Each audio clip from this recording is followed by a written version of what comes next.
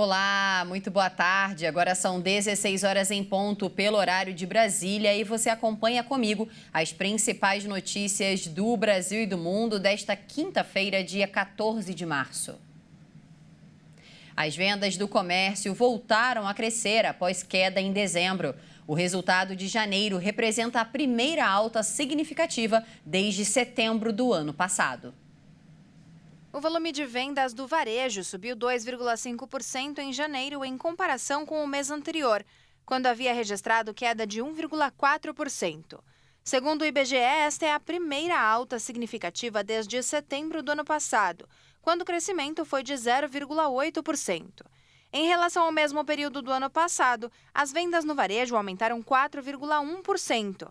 E com o resultado de janeiro, o setor opera 5,7% acima do patamar pré-pandemia, registrado em fevereiro de 2020. Em janeiro, 5 das 8 atividades pesquisadas apresentaram taxas positivas. Os destaques foram as de tecidos, vestiário e calçados e de equipamentos e materiais para escritório, que exerceram as principais influências sobre o resultado total do comércio varejista. Outro setor em alta em janeiro foi o de alimentos e bebidas. O segmento, que é o de maior peso na pesquisa, está no terceiro mês seguido no campo positivo.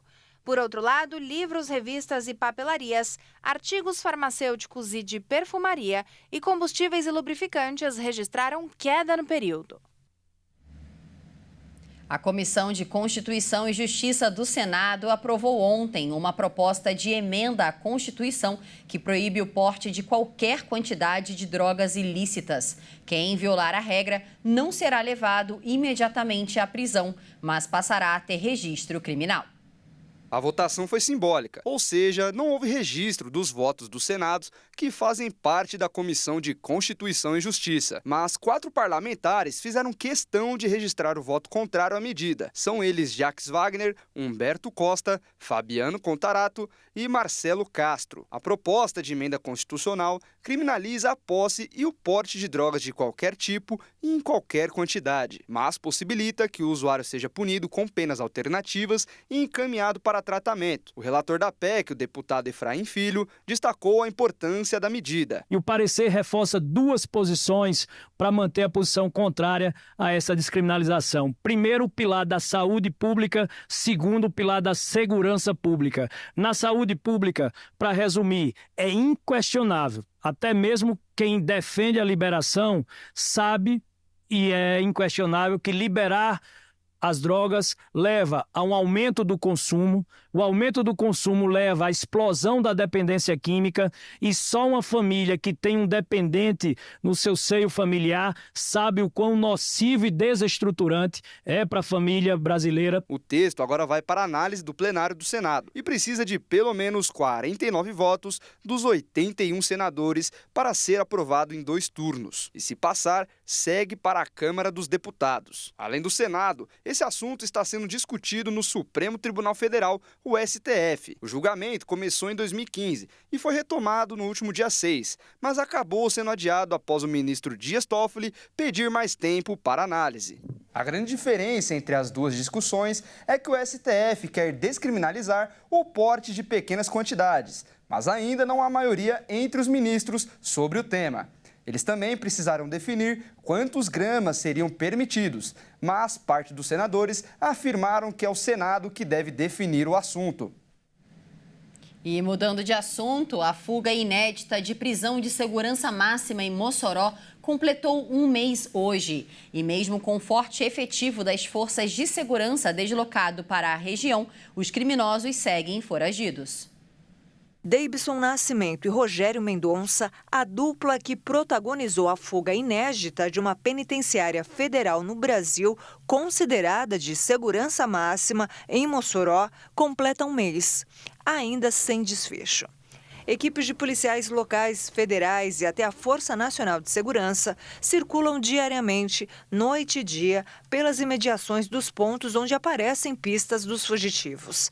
Até agora, não houve sucesso nas buscas. O máximo que as polícias conseguiram foram pistas e identificar esconderijos usados pela dupla.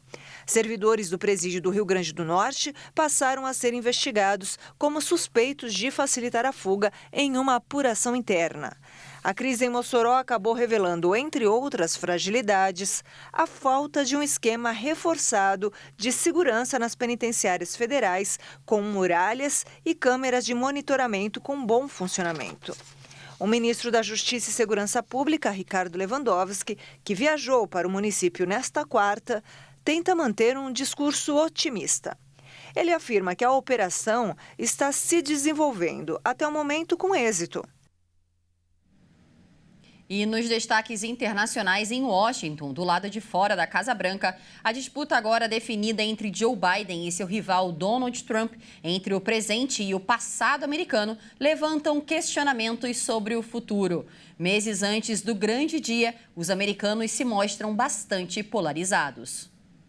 Um dia após o presidente americano Joe Biden e o ex-presidente Donald Trump conquistarem delegados suficientes para serem candidatos democrata e republicano, respectivamente, à Casa Branca, os americanos comentaram as expectativas para as eleições de novembro.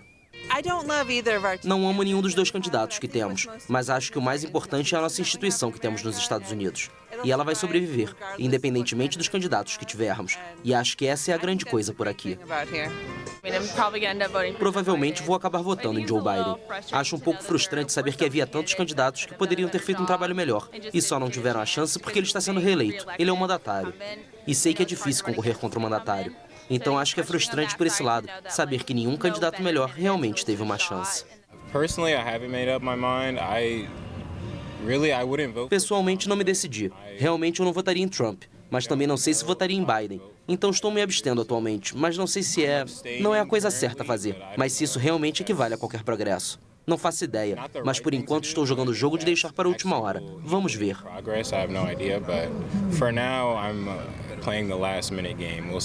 I think many people think Biden has been doing the wrong way for the country. Acho que muitas pessoas acham que Biden tem levado o país pelo caminho errado. Mas sinto que ele foi prejudicado com a pandemia e toda a situação com a Ucrânia e com o Afeganistão. Então acho que temos que dar algum crédito a Biden. E mesmo quando a situação estava ruim no início, agora está melhorando.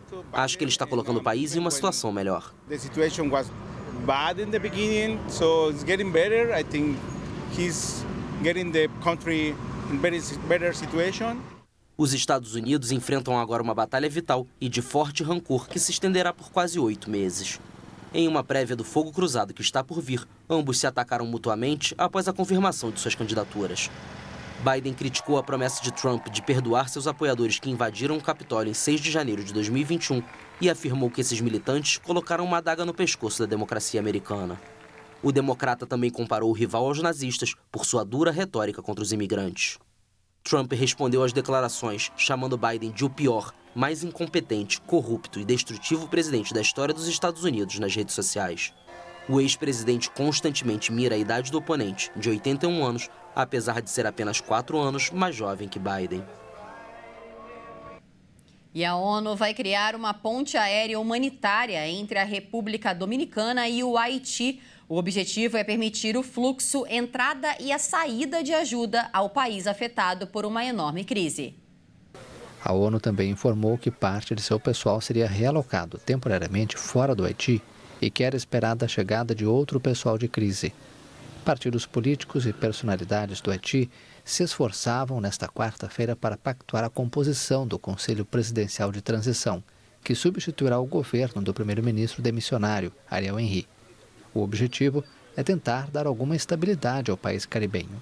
A tarefa é complicada pelo curto prazo exigido pela comunidade internacional e a necessidade de distribuir os 7 membros do Conselho entre partidos políticos diferentes e o setor privado.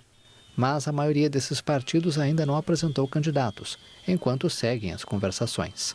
O êxito ou não das novas autoridades vai depender em grande parte da capacidade de restabelecer a segurança em um país submetido a poderosos grupos armados. E essa edição fica por aqui. Você acompanha outras informações logo mais às 5 da tarde com a Beatriz do Vale. Um ótimo fim de tarde para você. Tchau!